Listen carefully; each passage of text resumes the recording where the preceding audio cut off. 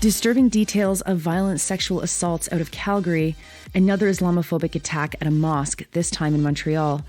CBC does PR for the RCMP, the CBC lobbies for a mining company, and Amnesty International condemns the treatment of journalists in Burkina Faso.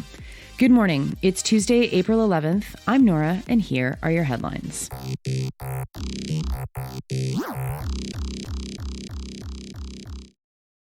First, we start in Calgary with a very disturbing story about a man who's been charged with crimes targeting sex workers. The news is being reported by CBC Calgary's Omar Sharif. From December 21 until this past March, at least 3 women were approached by Richard Robert Mantha, allegedly, in Forest Lawn. The women were then drugged, driven out to an acreage 16 kilometers east of Chestermere. There, they were physically and sexually assaulted, allegedly. Mantha is a tenant at the property. Mantha has been charged with many crimes, including outstanding warrants for sexual assault and assault causing bodily harm.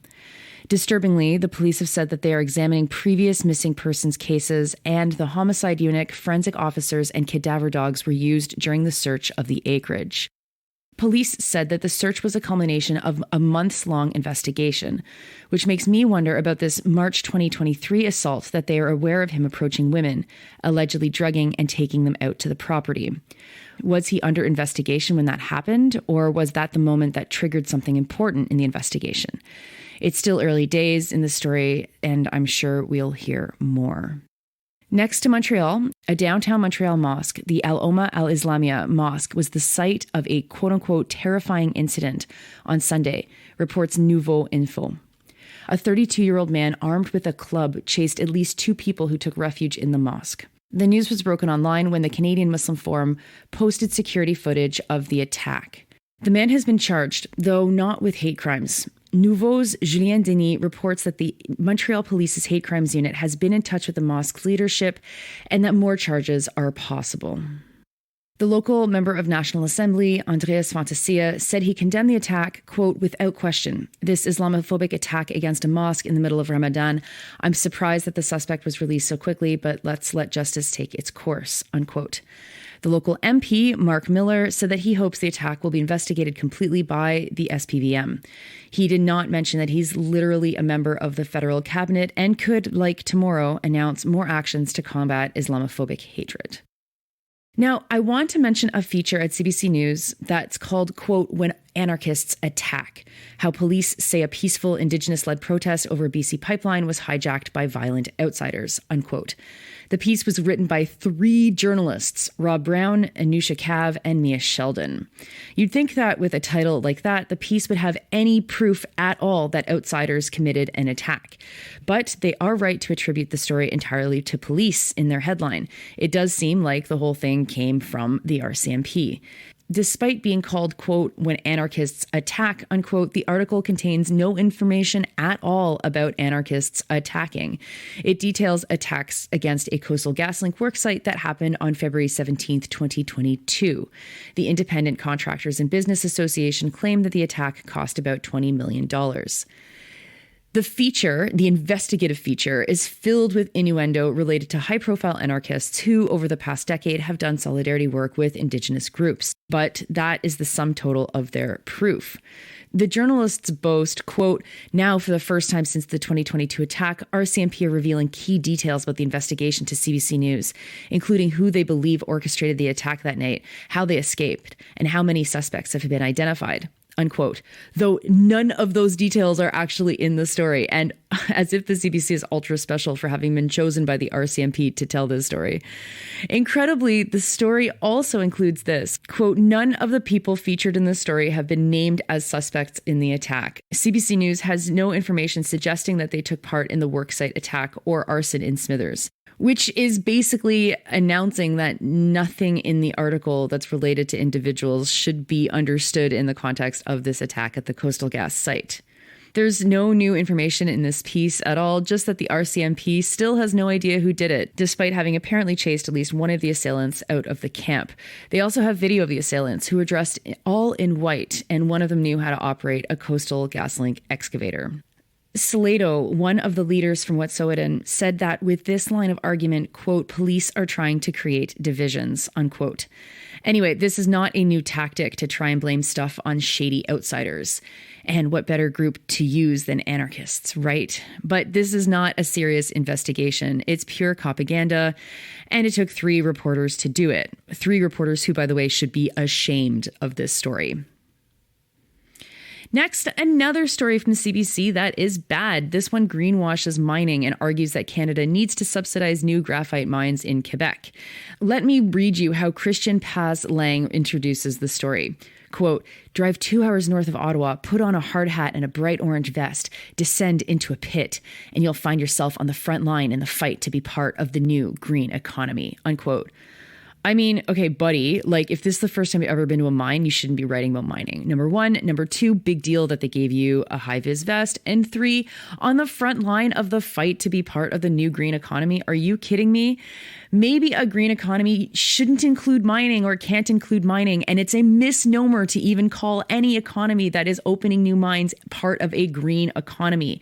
We could unpack that. We could be more critical, but okay, this is only the first 30 words, so I should keep going. He helps us understand, quote, a mining project might not be what comes to mind when you think of the transition to a lower emissions economy, bracket, no shit, unbracket. But embedded in electric vehicles, solar panels, and hydrogen fuel storage are metals and minerals that come from mines, like the one in Lac des Îles, Quebec, unquote.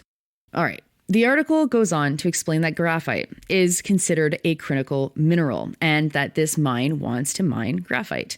Critical minerals are, quote, substances of significant strategic and economic importance to the future of national economies, says the article, and China dominates the industry. Northern Graphite's CEO told CBC's government propaganda show The House that they need government money to quote-unquote kickstart production because no one is buying graphite for batteries yet. But they will, says Hugues Jacquemin, the CEO. In 3 or 4 years, he thinks. And no one wants to take 100% risk. Therefore, they need federal money. Naturally, CBC did some PR or lobbying for the company and went straight to John Wilkinson, the Minister of Natural Resources. They asked him if the government would fund the project, and he said that the government can't be the only source of funding. Now, I have to mention that at this part of the story, it's total terra nullius garbage. There's no indication of which Indigenous nation lays claim to this territory, if they've consented to it, if they're part of the project at all. Indigenous people do not exist yet, and we're pretty far into the story. But somehow the story gets worse. Okay, so John Wilkinson says we can't fund this at 100%, freaking obviously. But you know who is interested in investing? The U.S. Department of Defense. They have, quote, expressed interest in projects here and a willingness to invest, unquote. Imagine a foreign military investing in mines to produce critical minerals. Why not just admit that Canada is fake and doesn't actually exist? Anyway, they do get to the critics pretty far down in the story, and the critics say that these projects take too long to approve. That's right, the critics that they go to first are conservatives who think that mining projects should just be approved much faster than currently is the case. Finally, we arrive at the bottom third of the story, subtitled Environmental Impact, Indigenous Participation. And it starts with, quote, perhaps the most significant challenges to the mining industry come from concerns about environmental impacts and the role of Indigenous communities, unquote. Perhaps law might get in the way with this. Good point, CBC. Thanks for reminding us of this. They talk to environmental defense that explains all the reasons for why this might not be a good project. And then inexplicably, Paz Lang pivots to the Nestanga First Nation, who is mentioned as having not been meaningfully consulted on proposals related to the Ring of Fire. The Ring of Fire is not a Quebec project. It's not located in Quebec, and Nestanga is about 1,100 kilometers away from Lac des Îles, Quebec, where this graphite mine is going to be built. Very confusing for why Pas Lang went there, other than maybe doing a Google search to see which other indigenous people have been struggling against mining. I don't know. Probably more pertinent would have been to look at the struggle of the Anishinaabe of Barrier Lake, who are only about 2 hours away by car from the proposed mine site. The Anishinaabe of Barrier Lake have resisted copper mining on their lands, and just last week, Radio-Canada featured the community in a story about the housing crisis there. I know. It's too much to expect the house of all shows to critically look at the juxtaposition of mining and a so-called green economy, or to investigate how Canada has pivoted to resource extraction as part of the neoliberal shift to our economy. And there is a limit to how much we can take through mining projects all the time. It's too much to ask for some critical thinking when they think that being critical is, well, we need to approve mines faster in this country, as if mines aren't intimately linked to genocide. And I guess it's also too much for them to even go looking for an Indigenous community closer to the mine site. I get it. English language journalists don't operate well in French, and they can find something easily about Northwestern Ontario, but can't even find something at Radio-Canada. Oh my goodness. Anyway, this story was also written with files from 3 other journalists, but somehow me Googling a bunch of stuff late at night after a soccer game produced better journalism. For shame. And finally, Le Monde is reporting that Amnesty International is calling on officials in Burkina Faso to stop attacking and threatening journalists in that country. France 24 journalists have been suspended, and correspondents with Libération and Le Monde have been expelled from the country. Amnesty wrote, quote, "Fighting against armed groups and insecurity is not a pretext for restraining freedom of the press and stopping citizens from accessing information," unquote. The statement was put out by Samira Daoud from Amnesty's West Africa office. Burkina Faso is currently ruled by Ibrahim Traoré. He came to power in a second coup d'etat in 8 months. Fighting between Burkina Faso forces and the Islamic State and Al-Qaeda has resulted in at least 10,000 deaths in that country. Those are your headlines for today. It is Tuesday, April 11th. It is Tuesday. Normally, this is Sandy Nora Day. We don't have a new episode for you this week. We took the week off because of the long weekend. But I will slide in a conversation today that I had with Pam Palmater as part of the 30 Wood podcast series. So listen up, enjoy, and I hope you have a great Tuesday.